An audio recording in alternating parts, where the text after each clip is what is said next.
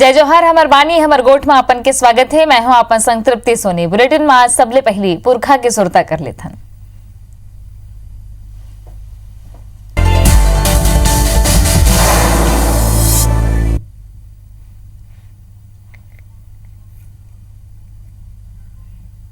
दान के परंपरा छत्तीसगढ़ में आदिकाल ले प्रचलित है। वैदिक काल में दानवीर राजा भरद्वाज की कर्मस्थली ये प्रदेश में अनेकों दानवीर जन्म लीन है, जिसमें दतरेंगा भाटापारा में जन्मे दाऊ कल्याण सिंह के नाव संपूर्ण प्रदेश में आदर के संग ले जाते। आज जो डीकेएस अस्पताल है वो दाऊ जी के दे दान की भूया में सिरजे है। समाज सेवा के क्षेत्र में दाऊ कल्याण सिंह जी के योगदान सदैव सुरता करे जाते। आपन लौकर 12 में बता था दाऊ जी के जन्म 4 अप्रैल 1876 के भाटापारा स्थित दंतरेंगा में हो रही से। दाऊ कल्याण सिंह के पिता के नाव विशेषर नाथ, माता के नाव पार्वती देवी रहीस। दाऊ जी के प्रारंभिक व्यवहारिक शिक्षा तरेंगा में हो रही। दादा की मृत्यु सन 1903 में हुई। तब दाऊ कल्याण सिंह 27 बछर के ही रही से। कार्य कुशलता और प्रशासनिक क्षमता के आधार में दाऊ जिला 1911 में 45 बछर की उम्र में राय साहब के पह मिलीस। 52 बछर की उम्र में राम बहादुर और 16 बछर बाद 1944 में उन दीवान बहादुर की पद ले नवाजे गए। दानशीलता बर दाऊ कल्याण सिंह जी के नाम आज भी अमर है। दाऊ जी हम माता स्वर्गीय श्रीमती पार्वती देवी की स्मृति में जगन्नाथ मंदिर टूरी हटरी में श्री राम जानकी मंदिर बनवाए रही है। बहिनी कुंती बाई के नाम में कालीबाड़ी स्कूल रायपुर में सन 1948 में इमारत निर्माण कराई रही से। संगे संग उन प्रदेश के विकास में कई योगदान दे हैं जो उनला गिना पाना मुश्किल है। ऐसा महान दानवीर ला प्रदेश और प्रदेश के जनता हमेशा पन अंतस में जगह देते। आज उनला जयंती में सुमरन है, जोहार है।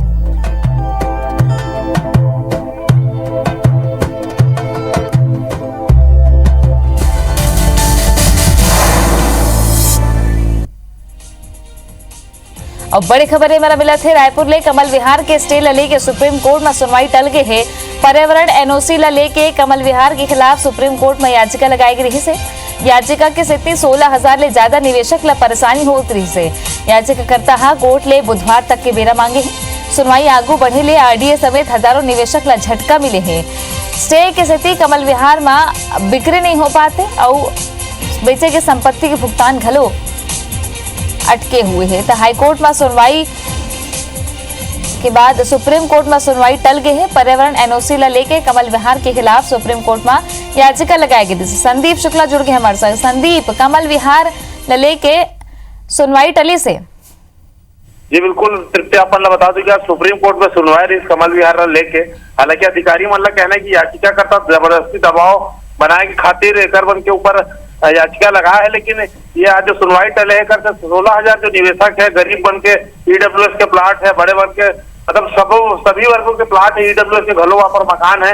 एक बैंक जो कर्जा दे है 400 करोड़ रुपए से ज्यादा। तो ओवरऑल जो पूरा योजना जो है अटक के रह गए। अभी कमल विहार में अपन बता दूं बिक्री पे लोग रोक लग गए है स्टे के कारण। और जो मकान 8,000 मन जो फ्लैट बुक करा है, 9200 प्लाट है, 7,000 फ्लैट है, सबके भुगतान पूरा तरीके से रुक गए। तो आरडीए में एक तो पैसा घलो नहीं आते, दूसरा मन के मन में के अंदर भय समा के है कि प्राइवेट आदमी ला छोड़ के, प्राइवेट बिल्डर ला छोड़ के वो कमल विहार में प्रोजेक्ट में पैसा लगा है, लेकिन बार बार स्टे लगे कारण ओकर मन के निवेश जो है खतरा में पड़ गए है। तो बहुत जो छवि जो है आरडीए के कर सहती खराब होता है। अपन बता दूं कि पहले मन के अधिकारी के घलो लापरवाही है कि पूरा कागजी कार्रवाई पूरा करके करे बिना एमन प्रोजेक्ट लॉन्च करे है। 1600 करोड़ रुपए के प्रोजेक्ट है, तो एक के बाद एक अड़चन आते कर देती।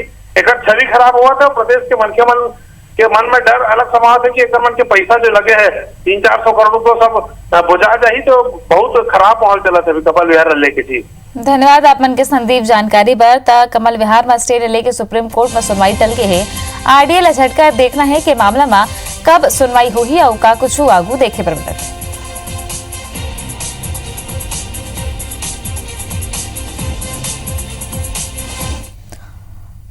लोकसभा चुनाव के ठीक पहले एक बड़े नक्सली हमला हुए है। हमला में बीएसएफ के 4 जवान शहीद हो गए हैं। घटना की पुष्टि डीआईजी सुंदरराज पी करें।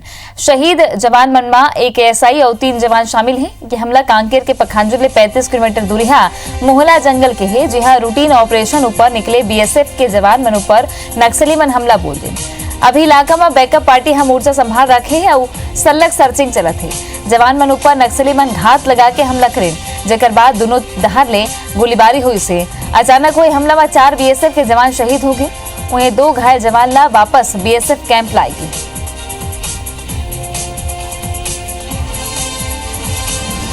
मतदान के 7 दिन पहली नक्सली मन ये बड़े घटना का अंजाम दिन है। 4 जवान शहीद हुए हैं जीवन के पार्थिव शरीर ललाए गए हैं।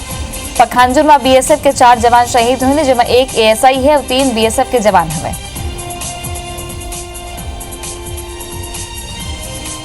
कांकेर के नारायणपुर से लगे जो माड़ का एरिया में परतापुर कोयलीबेड़ा एक्सिस है। परतापुर के आगे एक महला कैंप खोला गया था 2018 में, फरवरी में 1 साल हो गया है।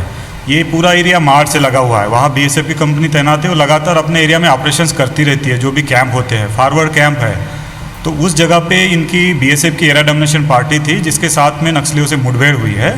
मुठभेड़ में जो जानकारी हमें अभी प्राप्त हुई है उसके अनुसार 4 जवान शहीद है बीएसएफ के और 2 लोग घायल हैं। वहाँ से फोर्स को निकाल लिया गया है, घायलों को भी निकाल लिया गया है और जो शहीद है उनके शवों को भी निकाल लिया गया है।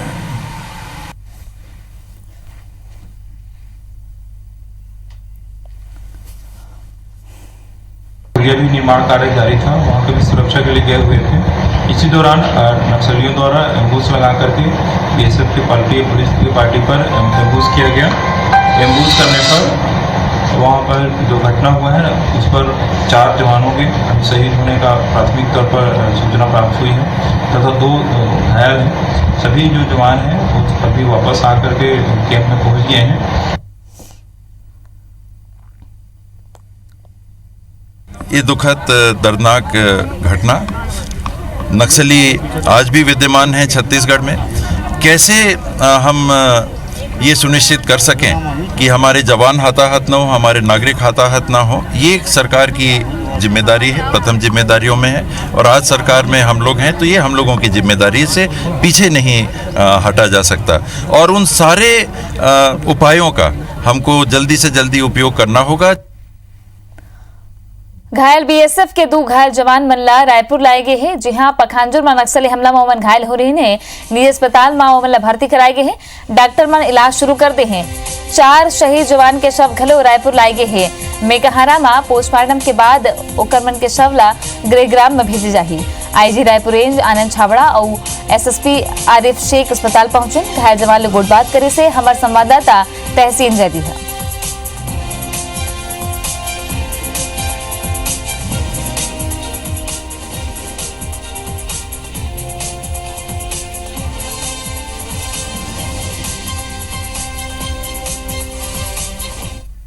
कांकेर के पखांजूर के महला में हुए नक्सली हमले के बाद 2 घायल जवानों को राजधानी रायपुर के आराम कृष्ण केयर अस्पताल लाया गया है। उसके अलावा जो उनके उसमें जो हमले में 4 शहीद जवानों के जो पार्थिव शरीर हैं वो अम्बेडकर अस्पताल की मर्चुरी लाया गया है। और उनके पास हमारे साथ यहाँ पे बीएसएफ की 114 बटालियन के इंस्पेक्टर मिस्टर गोपाल हमारे साथ हैं। हम उनसे जानने की कोशिश करते हैं कि वहाँ पर क्या पूरी घटना हुई थी और कहाँ जा रहे थे।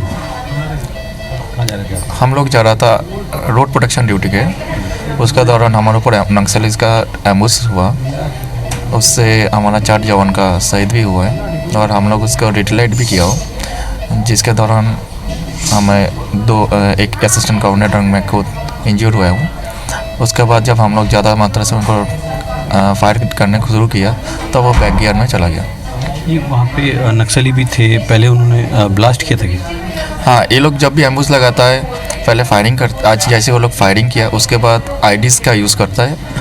वो एक कोशिश करते हैं सिक्योरिटी फोर्स आगे ना जा पाए, उसको फायर आगे जाके फायर ना करे, घेर ना ले, इसलिए बहुत ज़्यादा आईडीज़ यूज़ करते हैं वो लोग। तो 30-35 के आसपास पहले आईडीज़ वो लोग फोड़ा है, ब्लास्ट किया है, उसके बाद फायर भी हुआ है। तो महिला नक्सली भी थी कुछ? क्या कितने नक्सली? कुछ नक्सलियों को भी कुछ लगी है या उन लोगों को भी मारे गए क्या? नक्सली दोनों तरफ से फायर हुआ है। ये छुप के वार कर रहा था, तो ऐसे बोलना मुश्किल है जो कितना नक्सली थे वहाँ पे। हमें चारों तरफ से घेरा हुआ था। कुछ नक्सली हम लोग पार्टों में डिवाइड हुआ था इलाका को, तो उस हिसाब से हमारा कुछ टोकरी के सामने 5-6, किसी के सामने 7-10, ऐसे हमें सराउंडिंग एरिया से घेरा था। तो उस हिसाब से बोलना मुश्किल है जो कितना था, ये लेडीज़ था या कोई दूसरा कौन था, ये बोलना मेरे लिए मुश्किल है। तो ये आपकी बैकअप पार्टी पहुंच गई थी वहाँ पे, समय पहुंच गई थी? हाँ, ये समय एकदम टाइम से पहुंच गया था, मगर वो पार्टी भी थोड़ा मुश्किल उठाया।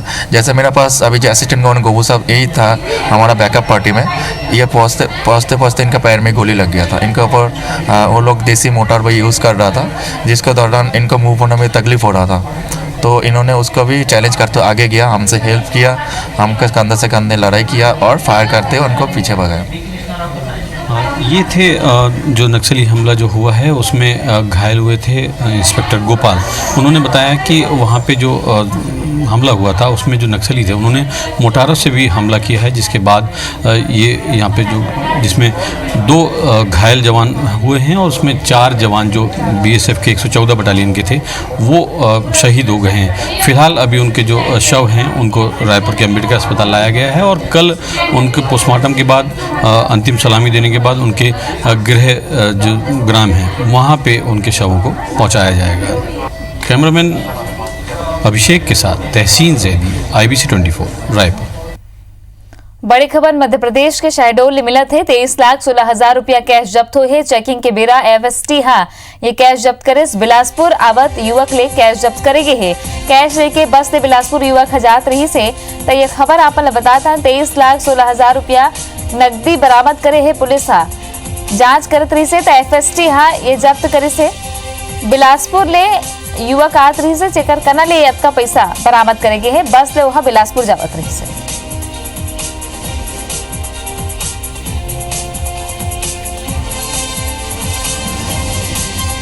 तो मध्य प्रदेश के शहडोल ले बिलासपुर आत बेरा एक बिलासपुर के युवक अतका मात्रा में पैसा रखे रही से 23 लाख ले ज्यादा की पैसा हवे, जिला जांच के बेरा FST की टीम 2200 कैश बरामद कर ली।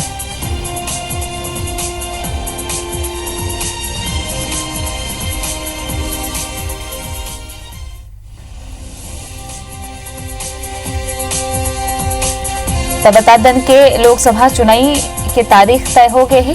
पहले चरण की चुनाव 11 अप्रैल के होना है। ऐसे में ये नकदी की हेरा फेरी की खेल बिगड़ चलत है, जेमा एक ये बड़ी खबर आप बताते हैं। शहडोल ले खबर मिलत है जहां बिलासपुर आवत एक युवक ले 23 लाख ले ज्यादा के पैसा बरामद करेगी। पुष्पेंद्र चतुर्वेदी जुड़ गए हमारे साथ। पुष्पेंद्र, कैसे हुई ये पूरी कार्रवाई? मैं आपको बता देना चाहता हूँ कि ये देर रात की घटना है। ये FST की टीम मुखबिर की सूचना पर तिवारी बस सर्विस को चेक करने बलपुरा बस स्टैंड पहुंची, जहां पर कामता प्रसाद गुप्ता के पास से 23,16,000 रुपए प्राप्त हुए। जब कामता प्रसाद गुप्ता से इस पैसे के बारे में पूछा गया तो इसके अवैध में ना तो उनके पास कोई दस्तावेज थे, ना ये बता पाए कि ये पैसा किसको देने जा रहे थे। ये जरूर उन्होंने बताया कि ये बिलासपुर ले जाया जा रहा था पैसा। धन्यवाद अपन की पुष्पेंद्र जानकारी पर।